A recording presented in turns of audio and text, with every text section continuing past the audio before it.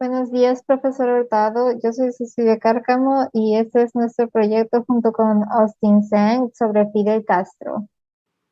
Uno de los más infames dictadores de Hispanoamérica, Fidel Castro fue elegido para primer ministro de Cuba el 19 de febrero de 1959, después de 6 años de revolución y 3 años después del aterrizaje de las primeras guerrillas.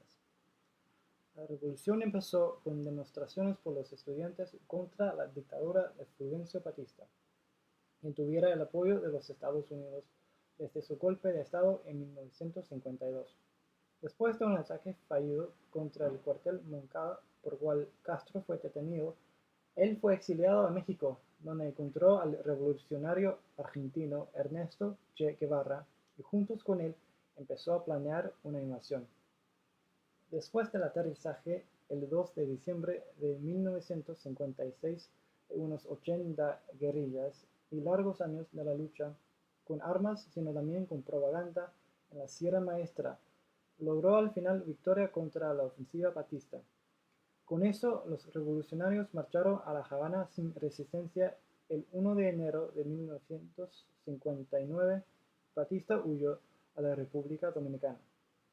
Así empezó el reinado de Fidel Castro, un cargo que ocupó hasta el 24 de febrero de 2008. Primero vamos a hablar sobre cómo subió al poder, pero no se puede hablar de eso sin mencionar primero el movimiento 26 de julio, también conocido como el M-26-7. Esta fue la principal causa de su subida al poder. Es, Fue una organización política y militar cubana organizada por Fidel Castro que asumió una ideología de izquierda y antiimperialista. Esta fue creada el 12 de junio de 1955. Fue la organización más importante en la Revolución cubana.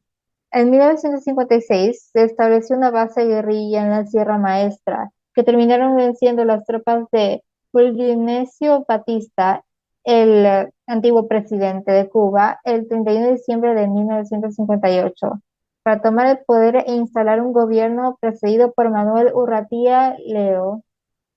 Luego de la Revolución cubana y en medio del enfrentamiento político con Estados Unidos, las diferencias en ideología surgieron internamente. Fue uno de los partidos que se integraron para formar la ORI, o Organización Revolucionarias Integradas, que luego se disolvió para formar el Partido Unido de la Revolución Socialista de Cuba, o la PURSC, que adoptó una ideología comunista transformándose en el Partido Comunista de Cuba. Ahora sí podemos hablar sobre la subida del poder de Fidel Castro.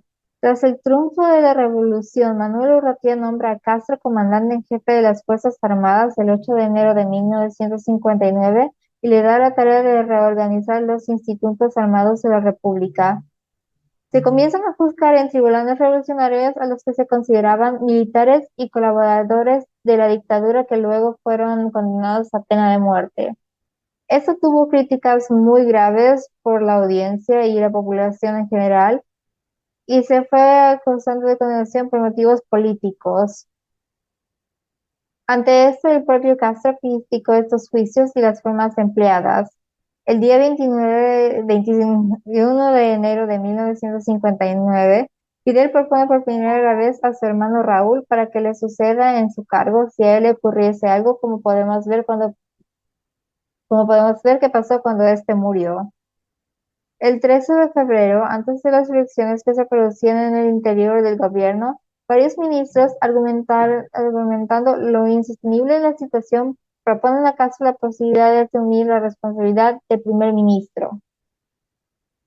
Ante esto, el presidente Urrutia nombró a Castro primer ministro el 16 de febrero de 1959.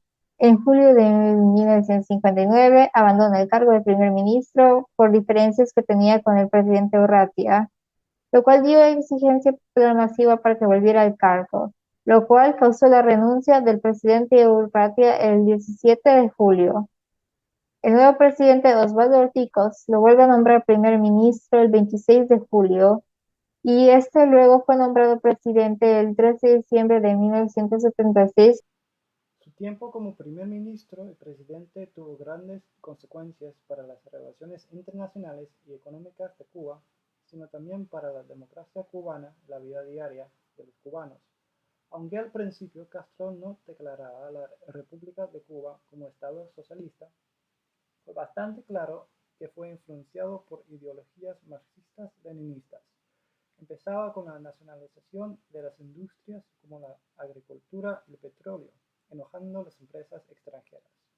También reformó los sistemas de educación y de salud. A pesar del progreso bajo Castro, la revolución también tuviera un aspecto más sencillo. Casi 15.000 personas fueron ejecutadas bajo el régimen por su relación con el gobierno de Batista y la libertad de expresión y de la prensa no existiera. Los derechos de los homosexuales también fueron reprimidos y la Cuba comunista fue fundamentalmente contra la religión, con la primera visita de una papa en 1998. Bajo Castro, las relaciones con los Estados Unidos también empeoró. Un embargo fue establecido y otras naciones fue prohibido tener relaciones mercantiles con Cuba. Eso resultó en la dependencia de Cuba a la Unión Soviética por sus importaciones. El estándar de vida para los cubanos bajó y la falta de comida, sino también la persecución política, hizo que casi 1 millón de cubanos escapó del país por cualquier manera a los Estados Unidos. Hoy en día, después de una crisis de misiles, una invasión estadounidense en la bahía de Cochinos y el colapso de la Unión Soviética, Cuba solo mantiene relaciones buenas con pocas naciones, por ejemplo, Venezuela y otros miembros de ALBA, con Cuba especialmente dependiente del petróleo venezolano. Su no tan dramática salida del poder. Los servicios de inteligencia cubanos contabilizaron hasta el 2007 un total de 638 intentos de asesinatos contra Fidel Castro en distintas fases de desarrollo, llegando a ejecutarse más de un centenar. Los intentos partieron tanto del gobierno estadounidense como de opositores cubanos. Pero esto no fue lo que eliminó a Castro. Lo que eliminó a Castro del poder fue una enfermedad que cuando murió su hermano no comunicó a nadie. Raúl Castro solo informó que murió, pero nunca dijo la causa. Esto ha llevado a algunas personas a decir que Castro en realidad nunca murió y que sigue vivo por ahí.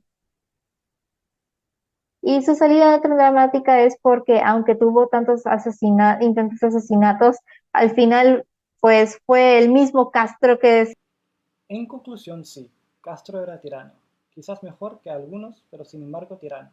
Aunque Fidel Castro hizo algunas buenas acciones, como terminar con la dictadura de Batista y la dependencia a los Estados Unidos, sino también garantizando la educación y la salud a todos, sus crímenes no podían ser ignorados. Era responsable por la deterioración de relaciones con la comunidad internacional, responsable por la ejecución de miles de cubanos y la destrucción de las vidas de millones más. Cuba aún no es un Estado libre. Su pueblo aún no tiene derechos de expresión, ni de asamblea, ni de representación. Cuba sigue estando bajo control del Partido Socialista, y mientras los Estados Unidos culpa a la ideología y Cuba culpa al embargo, le voy a dejar con mi opinión. Los problemas humanitarios vienen del autoritarismo y Cuba no demuestra el verdadero potencial del socialismo.